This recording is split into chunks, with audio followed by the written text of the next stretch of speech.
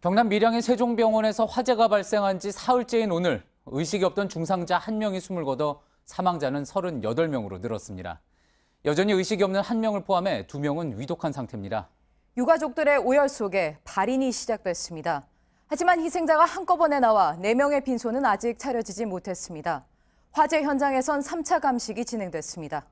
병원에서 불법 증개축이 여러 곳 있었고 사고 당시 방화문과 비상발전기는 작동하지 않은 걸로 확인됐습니다. 현장에 나가 있는 기자 연결해 이 소식부터 들어보겠습니다.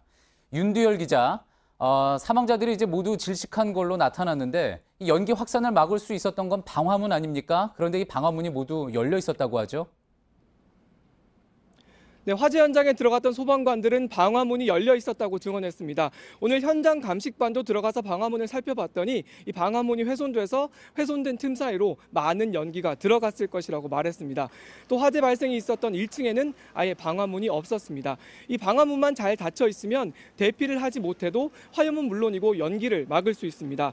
지난 2010년 부산 해운대 고층 건물 화재 때나 2015년 성남 학원 건물 화재 때 효과가 입증된 바 있습니다.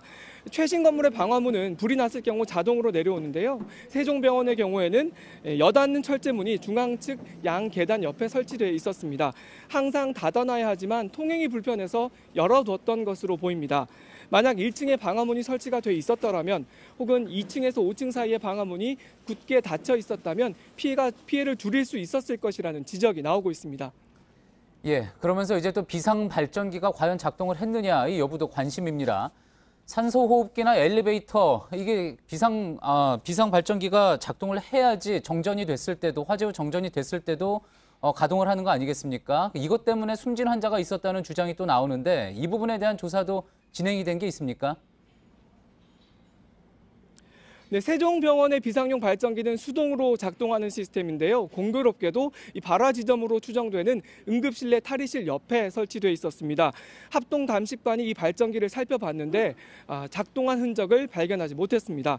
경찰은 목등에서 그을음이 발견되지 않은 희생자 4명에 대해서 오늘 오후에 부검을 실시했습니다. 모두 산소호흡기를 착용했던 중환자들입니다. 유족들은 전기가 끊겨 산소호흡기가 멈춘 것이 분명한데 굳이 고인을 다시 옥보인다면서 강력하게 항의했습니다. 또 1층에서 발견된 엘리베이터 안에서도 희생자 6명이 나왔죠.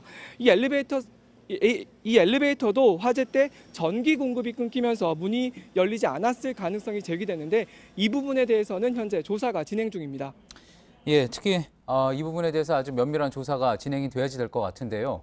또 이제 처음 연기가 나기 시작한 시간과 119 신고 시간, 119에 신고를 한 시간 사이에 꽤 간격이 있다 이런 지적도 나오지 않았습니까?